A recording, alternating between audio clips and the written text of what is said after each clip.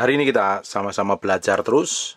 Semakin hari harusnya kita semakin bertumbuh ke arah Yesus Kristus. Karakter kita semakin menyerupai Yesus Kristus Tuhan.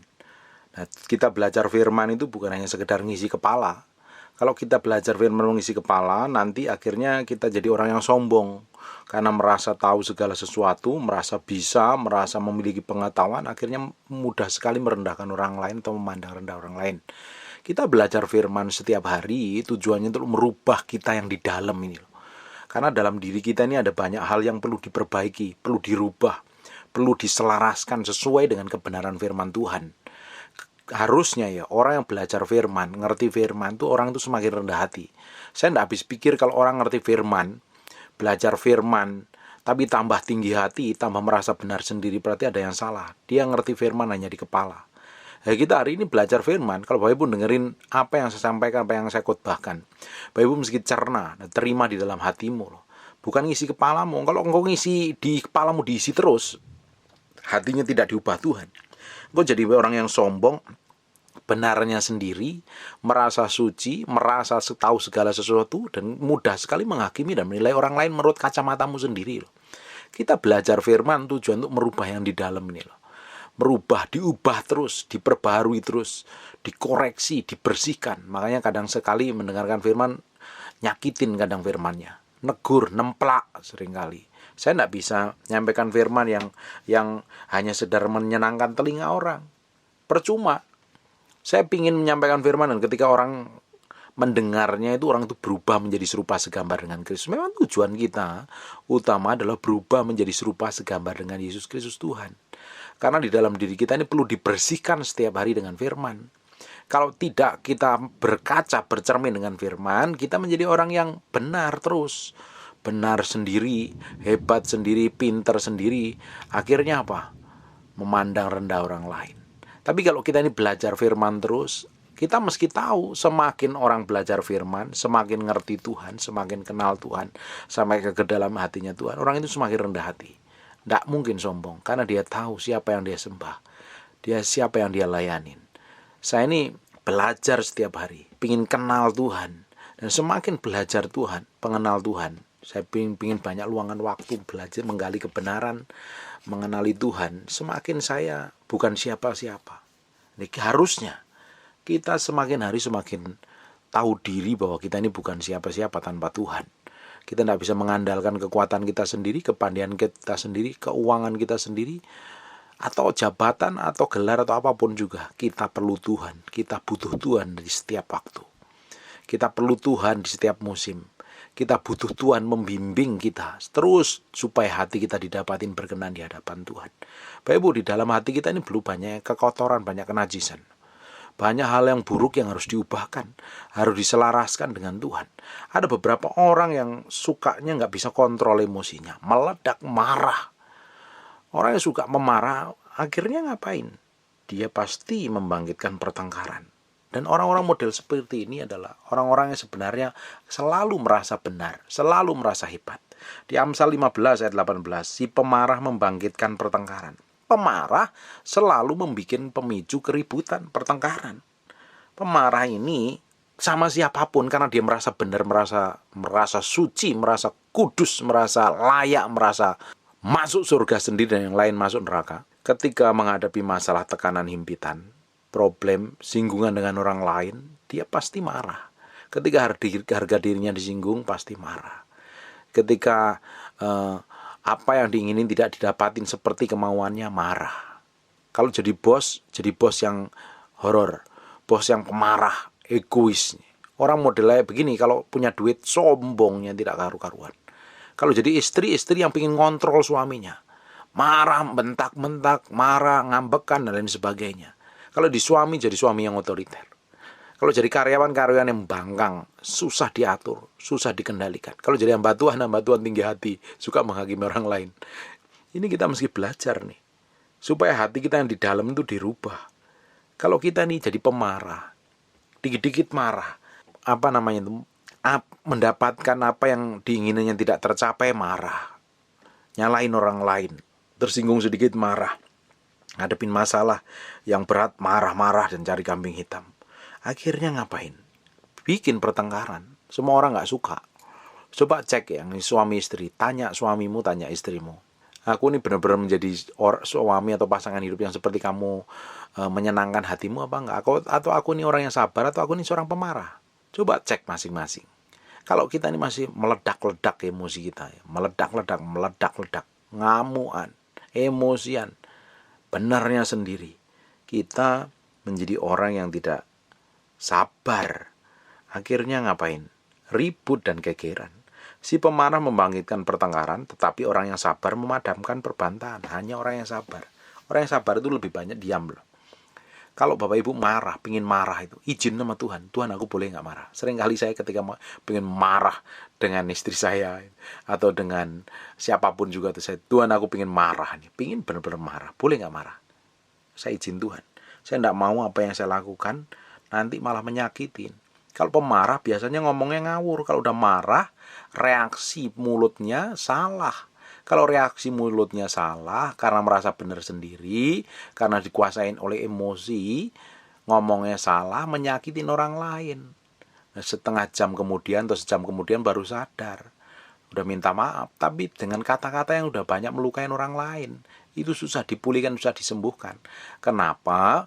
Banyak orang itu tidak mau berubah kalau ngelihat kelakuannya orang Kristen. Karena didapatin tidak menjadi contoh, entahlah menjadi batu sandungan. Terlihat dari mana? Karakternya, perbuatannya. Di Amsal 21 ayat 19, lebih baik tinggal di padang gurun, lebih baik tinggal di padang gurun sana.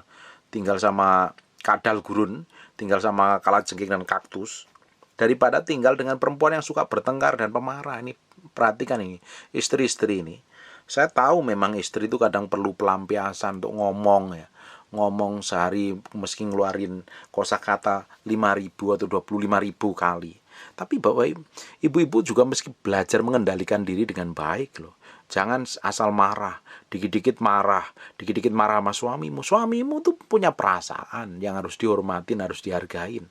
Jangan mentang-mentang dia suamimu, kamu bisa ngomong sembarangan. Dia, kalau kamu tanya, suamimu banyak luka nggak dengan kata-katamu? Coba dicek. Kalau suamimu banyak terluka dengan kata-katamu, artinya kamu perlu bertobat. Saya seringkali ngecek hati saya ini, ngecek mulut saya, sering merenungkan diri. Sepanjang hari ini banyak orang nggak tersakiti dengan kata-kata saya. Banyak orang tersandung dengan kata-kata saya. Kita meski harus belajar ngoreksi diri kita. Cek sampai ke kedalaman hati kita. Jangan sampai mulut kita ini dipakai setan, melukai dan menyakitin orang lain. Bukankah tujuannya setan untuk melukai dan menyakitin orang lain, membuat orang sakit hati dan kepahitan? Itu tujuannya setan. Tapi tujuannya Tuhan untuk memberkati orang lain, membangkitkan orang lain. Jangan sampai mulutmu dipakai setan. Hati-hati, termasuk yang suka komentar, suka nimbrung dengan komentar atau grup-grup WA, nah akhirnya komentar yang nyakitin, merendahkan orang lain. Kalau kita ini punya kesukaan untuk merendahkan orang lain, kenapa? Karena kita ini merasa benar loh. Kalau kita udah merasa benar, kamu susah ditegur, susah dinasihatin, hatimu busuk dan jahat loh. Orang yang susah ditegur dan dinasihatin hatinya degil. Orang model kayak begini menjadi angkuh dan sombong. Lebih baik tinggal di padang gurun daripada tinggal dengan perempuan yang suka bertengkar dan memarah. Ibu-ibu yang suka marah, rem mulutmu tuh. Lebih baik diam tuh. Rem, nggak usah ngomong, sesekali diam. Kalau mau marah, izin Tuhan dulu. Roh Kudus, boleh nggak aku marah? Roh Kudus, boleh nggak aku nyap. Belajar mengendalikan lidah. Mulutmu itu bisa melukai orang lain. Kamu pilih melukai orang lain, menyakitin orang lain, atau menyakitin pasanganmu, atau kamu pilih memberkati pasanganmu. Itu pilihan ada di kamu. Kamu yang memutuskannya. Amsal 29 ayat yang kedua-dua. Si pemarah menimbulkan pertengkaran. Parah pasti menimbulkan pertengkaran. Saya perhatikan di media sosial banyak orang-orang yang komentarnya nyakitin dan lain sebagainya. Atau mungkin di jalan-jalan ngelihat orang marah, dipotong, disenggol sedikit, marah, cerita ngamuk, bahkan merusak mobil kendaraan orang lain atau aset orang lain. Karena apa? Hatinya penuh dengan amarah yang tidak terkontrol. Apalagi kalau keuangannya lagi cupet, kondisi ekonominya kacau, tidak bisa mengendalikan diri dengan baik. Kenapa akhir-akhir ini saya melihat orang-orang yang penuh amarah di jalan-jalan, bahkan sampai melampiaskan kemarahan sampai memakan korban nyawa. Nah, kita ini menjadi orang harusnya menjadi berkat, bukan malah ikut-ikutan seperti orang dunia. Memang di sisi lain orang dunia semakin jahat. Tapi kita anak Tuhan harus menjadi cermin buat orang-orang dunia. Bisa melihat Yesus melalui hidup kita harusnya. Orang harusnya melihat Tuhan, karakter Tuhan. Jangan kita malah ikut-ikutan marah. Ini kelemahan yang harus kita kendalikan dengan baik. Musa gara-gara marah tidak masuk tanah perjanjian. Seringkali kalau kemarahan itu tidak ditempatkan pada tempat yang tepat, ujungnya malah melukai hati Tuhan dan menyakitin hati Tuhan. Kendalikan mulutmu, kendalikan lidahmu begitu rupa. Dengerin baik-baik, lidah dan mulutmu harusnya dipakai untuk kemuliaan nama Tuhan. Saya sudah pernah bilang, sabdo pandito ratu. Orang Jawa ada pepatah seperti itu. Perkataan yang keluar dari mulut kita menjadi hukum dan ketetapan. Artinya Pak, ada otoritas, ada kuasa. Kalau mulutmu dipingin dipakai Tuhan, ada kuasanya, ada urapan yang mengalir. Kamu mesti jaga mulutmu dengan baik, jaga sikapmu baik-baik. Terus bagaimana Pak? Kalau saya ini mengendalikan, kalau saya ini ingin marah dan harus mengendalikan, bagaimana reaksi saya Pak yang sebenarnya? Coba buka sebentar di Mazmur 4 pasal 4. Pak, marah boleh apa enggak? Marah itu boleh, amarah yang enggak boleh. Orang amarah itu dikuasain oleh emosinya, dikendalikannya begitu rupa sampai lupa dengan Tuhan, lupa dengan diri sendiri. Itu amarah yang ngontrol dan mengendalikan. Marah boleh, Yesus juga pernah marah kok. Apalagi kita harus punya holy angry, kemarahan yang kudus. Melihat dosa, melihat ketidakbenaran kita boleh marah, tapi sesuai dengan kebenaran firman Tuhan. Mazmur 4 ayat 4, biarlah kamu marah tetapi jangan berbuat dosa. Kita itu boleh marah tapi jangan berbuat dosa. Terus bagaimana Tuhan? Loh, kalau kita marah, bukankah seringkali kita ini memperkatakan kata-kata yang menyakitkan? Dari kebun binatang, langit, lautan, bawah bumi disebut semua. Dari tokek, cicak, kadal, nyamuk, belut, ikan disebut semua. Karena kita bisa meledak-ledak begitu rupa dan melampiaskan emosi kita seperti orang-orang kerasukan setan kalau udah marah. Kita marah itu boleh, tetapi jangan berbuat dosa. Kalau kamu marah dan keluar dari mulutmu itu kata-kata kutuk, kata-kata yang menyakitkan, kata-kata yang melukai, engkau berbuat dosa. Apapun yang keluar dari mulut kita ketika kita marah, harusnya kebenaran yang keluar, kebenaran firman Tuhan yang keluar dari mulut kita. Makanya kalau nggak bisa ngomong kebenaran firman Tuhan, lebih baik diam. Diam, jangan bereaksi apa-apa. Ketika seseorang marah dan dia ngambil keputusan, biasanya keputusannya malah fatal. Makanya kalau lagi marah, lagi emosi, lebih baik tenang. Pergi ke kamar mandi lah, dinginin kepalamu dengan baik. Minum es kayak, minum tolak angin kalau perlu tuh, angin amarahnya biar keluar. Kadang kita harus benar-benar bisa mengendalikan diri kita, menempatkan di tempat yang tepat. Jangan karena itu adalah hal yang jahat malah kita lakukan. Tapi berapa banyak orang, ada orang pernah ngomong begini nih, Pak, marah itu harus dilampiaskan. Harus dilampiaskan, kalau enggak nanti suatu hari meledak. Kenapa harus dilampiaskan? Karena kamu enggak bisa mengendalikan diri dengan baik. Orang yang bisa mengendalikan diri, marahnya enggak perlu dilampiaskan kok. Kalau kamu marah mau izin sama Tuhan, Tuhan boleh marah enggak? Tuhan, aku pengen marah banget sama dia. Boleh enggak Tuhan? Kamu izin Tuhan. Nanti Tuhan kasih instruksi kok, kamu mesti ngapain. Pak, kita kan masih dunia. Kita kan masih daging Pak. Kita kan masih bisa marah. Dengerin baik-baik, kamu adalah manusia roh yang tinggal dalam daging, yang punya jiwa. Kamu mengikuti dagingmu, mau mengikuti manusia rohmu. Kalau kamu mengikuti dagingmu, kamu jadi manusia kedagingan. Jauh dari kasih karunia Allah. Orang-orang yang mengikuti dagingnya pasti ditolak Tuhan. Ujungnya tidak didapatin berkenan di hadapan Tuhan. Kita adalah manusia roh. Kita mengikuti manusia roh. Pak, saya masih pingin emosi. Kamu bisa kendalikan dirimu dengan baik. Taklukkan sepenuhnya kepada Kristus. Kembalikan pada Kristus.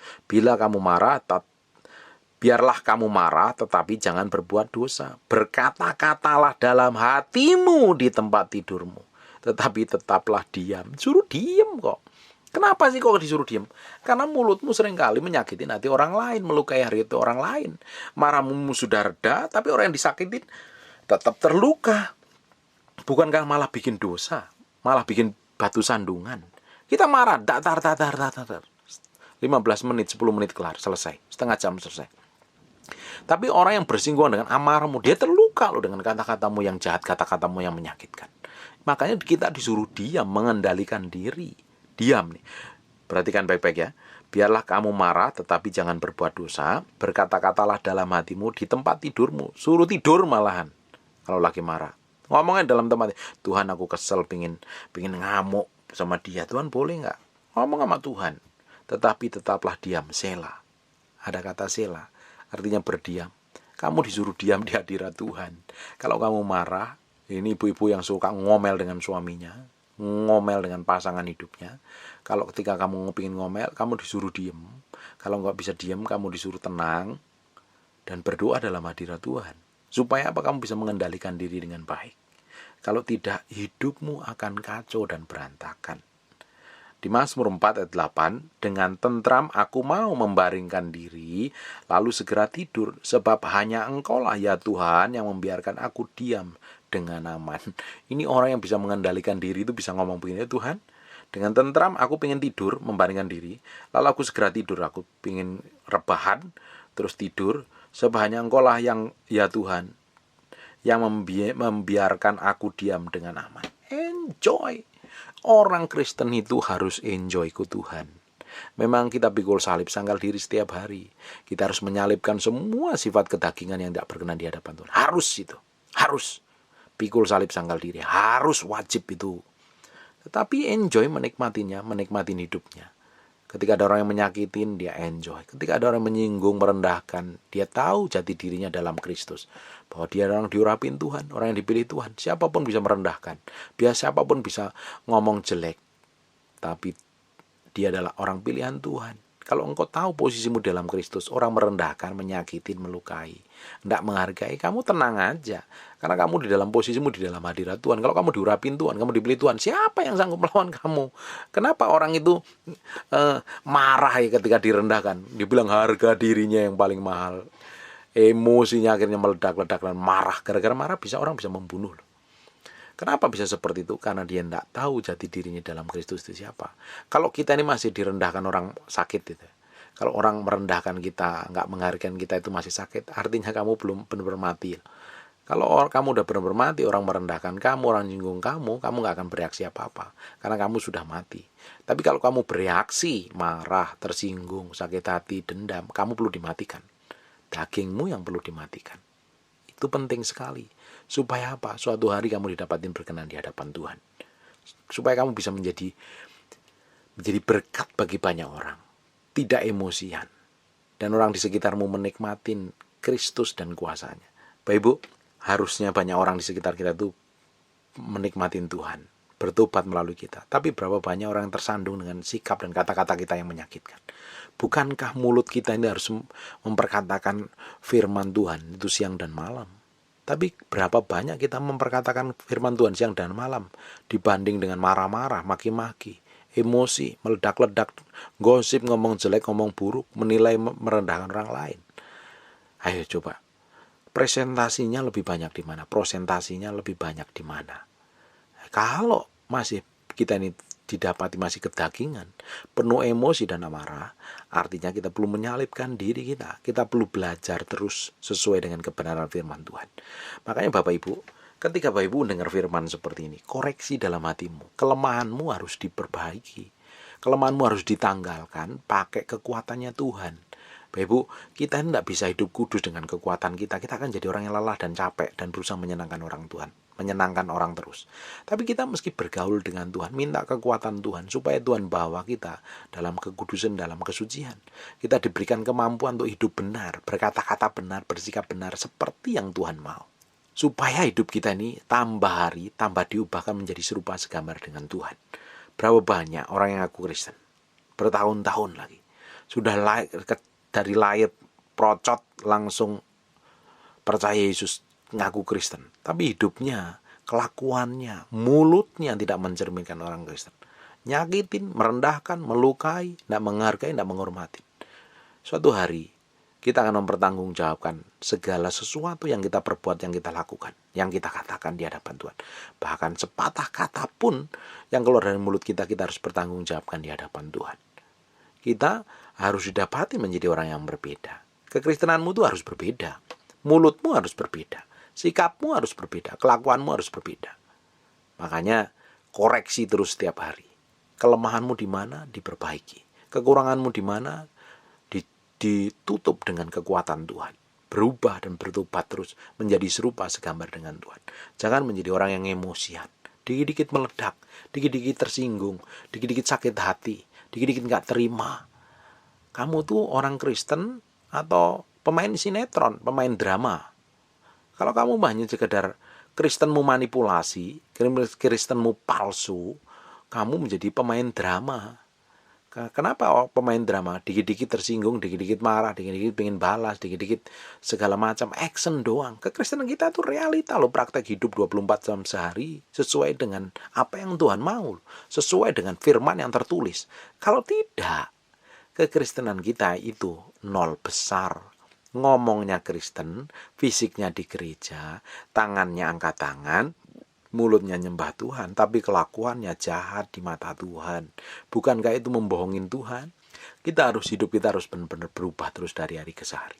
Harus berubah. Karaktermu semakin hari semakin menjadi serupa segambar dengan Tuhan. Jangan ikut Kristen bertahun-tahun, kelakuannya tidak berubah, karakternya tidak menjadi sama seperti itu, seperti orang dunia. Pak, bagaimana melihatnya? Lihat aja yang keluar dari mulutmu. Ya kan, saya udah ngomong berkali-kali. Kalau kita ini pengen tahu hati kita yang sebenarnya, reaksi kita yang sebenarnya, hidup kita yang sebenarnya, jati diri kita yang sebenarnya, bisa dilihat dari reaksi pertama kali waktu kita ditekan, tidak dihargai, tidak dihormati, direndahkan, tidak dipandang. Reaksi yang keluar dari mulutmu itu apa? Sikap hatimu tuh ngomongnya apa? Itu akan membuktikan kekristenan kita levelnya seperti apa. Kristen sejati atau Kristen sekedar palsu.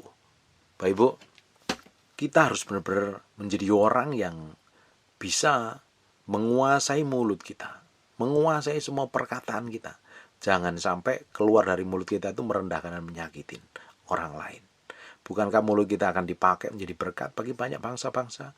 Bukankah mulut kita harusnya mengeluarkan kata yang penuh otoritas dan urapan? Dengan sepatah kata kita tumpang tangan orang sakit bisa disembuhkan. Orang lumpuh berjalan, orang buta melihat. Tanda-tanda ini kan akan menyertai kita di akhir zaman untuk melihat kegerakan ilahi yang besar, kebangunan rohani yang besar. Bagaimana orang yang gampang tersinggung, gampang marah, fokusnya pada diri sendiri, dipakai Tuhan? Ya mustahil. Kamu jerit-jeritan pengen dipakai Tuhan, tapi mulutmu tidak berubah. Orang pengen dipakai Tuhan, ya mulutnya sesuai ngomong kebenaran firman Tuhan, selaras dengan firman Tuhan. Kalau pengen dipakai Tuhan, ya mulutmu berubah. Jangan gampang menilai orang, merendahkan orang lain, menghakimi, tidak menilai, tidak menghargai orang lain. Meski belajar respect dengan pasanganmu, respect dengan suamimu, pakai mulutmu untuk berkata-kata untuk membangun orang lain, memberkati orang lain. Amin. Harusnya ini para istri bisa mengendalikan mulutnya dengan baik mulai setelah mendengar firman ini. Jangan menjadi orang yang gampang marah, gampang tersinggung, gampang sakit hati, dan ingin balas dendam. Kekristenanmu akan sia-sia kalau kelakuanmu seperti itu. Harus berubah. Yang suka marah-marah nih. Ini istri-istri yang suka marah dengan suaminya, nuntut terus. Ada salahnya terus, ini bertobat nih. Suami pun juga sama. Karyawan, bos, kita semua juga kalau nuntut orang lain dan kita nggak mendapat tuntutan itu digenapi dan kita marah, itu perlu bertobat. Sikap dan pelakuan kita harus bertobat sesuai harus kebenaran firman Tuhan. Kalau tidak, sia-sia belaka. Saya berdoa Bapak Ibu semuanya bisa mengendalikan mulutmu, jangan sampai berbuat dosa. Kalau ingin marah, boleh marah, bawa di tempat tidur dan omongnya sama Tuhan, aku pengen marah sama si A, si B, si C. Boleh nggak? Bagaimana Tuhan, aku pengen marah meledakkan? Engkau berkenan nggak? Nanti lama-lama engkau bisa mengendalikan diri. Fokusmu bukan kepada emosimu, fokusmu bukan harga dirimu, fokusmu bukan kemampuanmu dan kekuatanmu, kedaginganmu, tapi fokusmu nanti isi hati Tuhan. Makanya kalau kita ini fokus pada isi hati Tuhan, kita bisa menjadi orang yang bisa mengendalikan diri. Kita bisa menguasai diri kita dengan baik. Jangan sampai apa yang kita kerjakan, kita lakukan hanya menyakitin hati Tuhan. Amin. Saya berdoa kita semuanya bisa menjadi orang yang memiliki otoritas dan kuasa.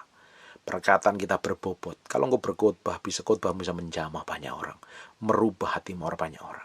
Kalau kita mendoakan orang sakit yang dijamah, lewat kata-kata yang keluar dari mulut kita punya otoritas dan kuasa, yang sakit disembuhkan.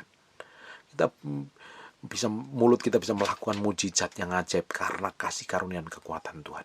Mulut kita bisa membangkitkan banyak orang, merubah banyak orang, semakin diubahkan menjadi serupa segambar dengan Kristus. Amin. Kasih karunia Tuhan dan kemurahan Tuhan menjaga dan melindungi kita sampai akhir zaman. God bless you.